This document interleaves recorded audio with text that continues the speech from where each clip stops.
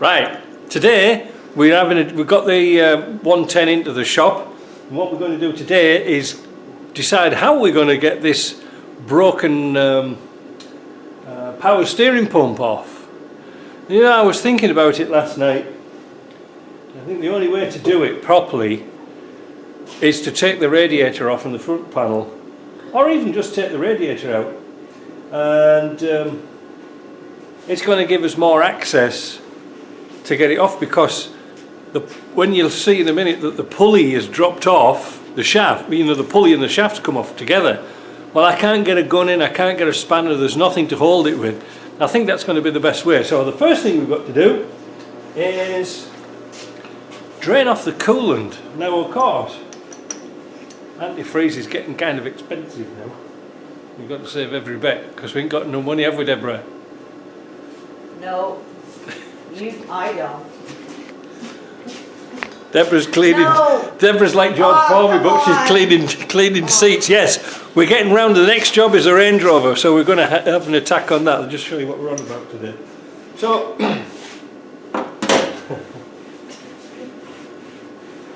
yeah, so we're going to take the coolant out.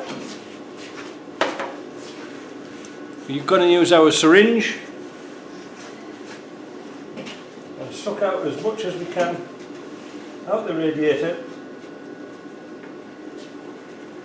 into our tub on the floor.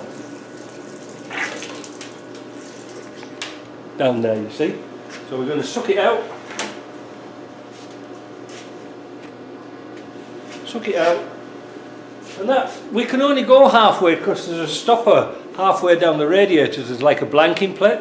But that'll give us enough room to get it out of the expansion tank and take the bottom hose off, so we can wind it into the bucket underneath, as we've done before, and we shouldn't really spill much at all. So let me get that done, we'll come back. So with the hoses off the top here, you can see our dilemma. How am I supposed to hold that pulley there and get the bolts out? It's going to be kind of difficult, so I'm going to take off, like I say, take out the radiator. But I've just found another problem, because down here, if you can see, I'm going to move these lights. Part of the fan belt's got wrapped around the nut to get the pump off, to get the fan off. That's going to be interesting. I've tried pulling it with a pair of pliers, that's not getting us anywhere. And I found out, to my detriment, there's bits of metal in that belt. Interesting. So let me struggle on with that. I've got the bolts and the brackets off here, that's all ready to go. It's not too bad a job to get the radiator out, but that's going to be a problem. How am I going to get that off? We'll see. Well, got the fan off. This was the piece that was wrapped inside here. I use this holder to hold the pulley, and this somehow I hammered on to get down there. See if we've got enough light. I can show you what this holds on. So that goes down between the bolts. It's difficult to see, but it just goes down there to hold the bolts. Excellent. Well, a good investment was that tool. Right, so now we can get the cowling off and the bottom hoses, and we can get some action. Oh, well, this is interesting. I might not have to take the radiator out after all. This piece just dropped out. Yeah. So now I can get my impact gun on these bolts. That's good. I can also get the impact gun, hopefully, onto the bolts that hold the power steering pump on. Oh, that's not bad at all. Yeah, what I want to do is take off the reservoir and clean that out, flush it all out, flush all the hoses out, get them all off and clean them up. Because you know, when you've got damage like this, you don't know what's gone into the power steering box. Darn. Oh well.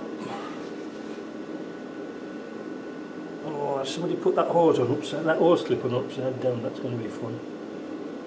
Yeah. Oh well. Gonna have some fun getting the hose clip off. But let's see if we can get the pump off. Well, there's a stroke of luck. The pump came out really easy. Just as a little tipette, on the hydraulic hose I used the crowfoot spanner on a ratchet. It came off great because these are nice and wide and it didn't slip. That was good, and what's even betterer, is that a word? It is now. The pump didn't actually collapse completely. All the stuff's still inside, it's just the front's dropped off. I'll have to go and answer the phone now. Right, so sort of made a bit of a mess of that when the phone went, but never mind. Yeah, so this looks like it's just dropped out. And to me, it looks like here, the retainer that holds the bearing in's dropped out around this cover here. When I shake it, shaky shaky, there's no bits and pieces falling out. Which is good, which means it hasn't fallen, the bits, the vanes inside haven't collapsed and gone into the power steering box, so I'm kind of happy about that. But I'll tell you what, I'll just flush through this this reservoir with some cleaner, I think. Now I've got the hoses off, but that's another thing I don't have to worry about. Well, that's excellent. So all we've got to do now is wait for a pump to come. Why would that come out of there? That's interesting. Are you interested, Deborah, in that? What? How it's come out? Very. I'll give you another $5 for enthusiasm. $10 for a bit of enthusiasm. Go on. 15. Oh, jeez. No. You drive too much of a hard 20. bargain. No. Right. We'll come back when we get a new pump. Actually, before we go, I've pulled off the cover off the block heater thing that I was talking about the other day, and you can see that there's the thermostat, look, and there's the connections down there for the heater. Centre one's the ground. I'm going to do some tests on that and see if it's the thermostat or the heater itself that's buggered up. And you can see on the 300 TDI type ones that go into the block, it doesn't have a thermostat. Oh, wait a minute, look at that, it's all loose, look. Huh. Well, get a pair of pliers onto that. Where's a pair of pliers?